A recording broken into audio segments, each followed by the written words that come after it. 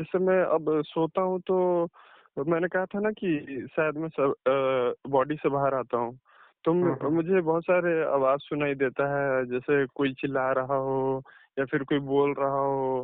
अ, मतलब मैं सोया रहता हूँ और जगा भी रहता हूँ, ऐसा हो रहा है, फिफ्टी नहीं, फिफ्टी ऐसा। जैसे आपने पिछले समय में सूक्ष्म शरीर का अनुभव किया है, ठीक है? जी। तो बस जैसे सूक्ष्म शरीर का धीरे-धीरे और विस्तार से अनुभव होने लगेंगे। अलग-अलग जगह जाओगे सूक्ष्म शरीर से, जहाँ मन होगा कहीं। समझो आज दिन भर दोस्त के साथ बैठे हो, तो रात को हम्म। सोओगे तो सूक्ष्म शरीर हो सकता है कि वो दोस्त के घर चला जाए, ठीक है? हम्म। जैसा मन होता है वहाँ सूक्ष्म शरीर चला जाता है। तो सूक्ष्म शरीर का जैसे अनुभव हो रहे हैं, पिछली बार भी बहुत सारे अनुभव हुए हैं, तो वो वही सूक्ष्म शरीर धीरे-धीरे अनुर्मी सिद्धि में रूपांतरित होती है। तब क्या होता है, जी। भूख, प्यास और निद्रा और वासना पर पूरा नियंत्रण आ जाता है। फिर धीरे-धीरे वही अनुर्मी सिद्धि अष्ट सिद्धि में रूपांतरित होती है। तो शक्ति आपको यही संकेत दे रही है कि आपको अष्ट सिद्धि की ओर आगे बढ़ो। हम्म। हुँ। तो और शक्तियाँ मेरा बहुत सारे लोगों को प्रेरित करती है कि अष्ट सिद्धि के लिए प्रयास करो, मिल जाएगी।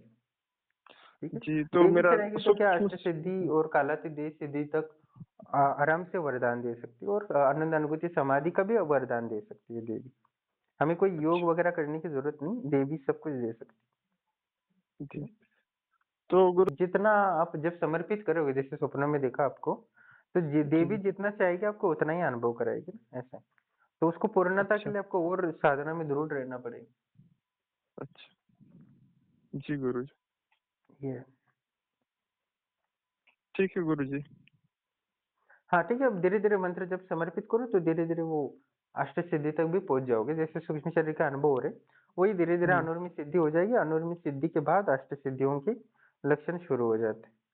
ठीक है। अच्छा। और अनुर्मी सिद्धि में भूख, प्यास, निद्रा इतनी क्षमता आ जाएगी, 3 दिन सोओगे नहीं तो भी आपको कुछ नहीं होगा। बिना सोए 3 दिन भी आप आराम से जो काम कर रहे हो वो करते रहोगे आराम से। मतलब 24 घंटे काम कर सकते हो, इतनी क्षमता आ जी। जाती है। तब तब मैं जाप करूंगा।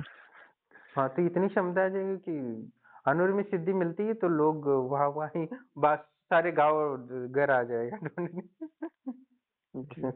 ऐसा अनुर्मी सिद्धि जब मिलती है तो व्यक्ति 1.5 महीने तक बिना पानी के रह सकते हैं, ऐसा। जब मुझे पहले प्रणाम दोस्तों, जैसे कि आप ऑडियो सुन रहे थे और साधु को सूक्ष्म शरीर के अनुभव बताए थे और पिछले अनुभव भी मैंने डाले थे सूक्ष्म शरीर के। तो जैसे जैसे सूक्ष्म शरीर ताकतवर होता है और वही सूक्ष्म शरीर की जो सिद्धि है अनुर्मी सिद्धि में रूपांतरित होती है। जैसे मैंने पिछले वीडियो में भी विस्तार से बताया है कैसे होता है। और अनुर्मी सिद्धि एक बार प्राप्त होती है तो हमें भूख, प्यास, वासना, क्रोध, लालच, ईर्ष्या, द्वेष इन सब पर, बुराइयों पर नियंत्रण आ जाता है। साथ ही हमें निद्रा पर भी नियंत्रित आ जाती है। हम कितने ही दिन तक बिना निद्रा के, बिना पानी के, बिना अन्न के हम निरंतर काम कर सकते हैं, इसमें कोई संशय नहीं। और हमारी बुद्धि भी बहुत ज़्यादा तीक्ष्ण होती है। मैंने पिछले कितने ही अनुभव डाले हैं, जो अनुर्मी सिद्धि के अनुभव डाले हैं, उसमें कितने लोगों की बुद्धि तेज हो गई है, उनका शरीर एकदम सुडौल हो गया है और पूर्णतः ब्रह्मचारी को प्राप्त हो जाते हैं। इसी वही सिद्धि जब अनुर्मी सिद्धि परिपुक्त हो जाती तो धीरे धीरे अष्ट सिद्धि में रूपांतरित हो जाती कि हम शरीर को बड़ा भी कर सकते हैं, छोटा भी कर सकते हैं, और भारी भी कर सकते हैं और हल्का भी कर सकते हैं। तो अनुर्मी सिद्धि धीरे धीरे अष्ट सिद्धि में रूपांतरित होती है और अष्ट सिद्धि ही अंतिमतः वो कालातीत सिद्धि में रूपांतरित होती है, जो प्रलय में भी नष्ट नहीं होती।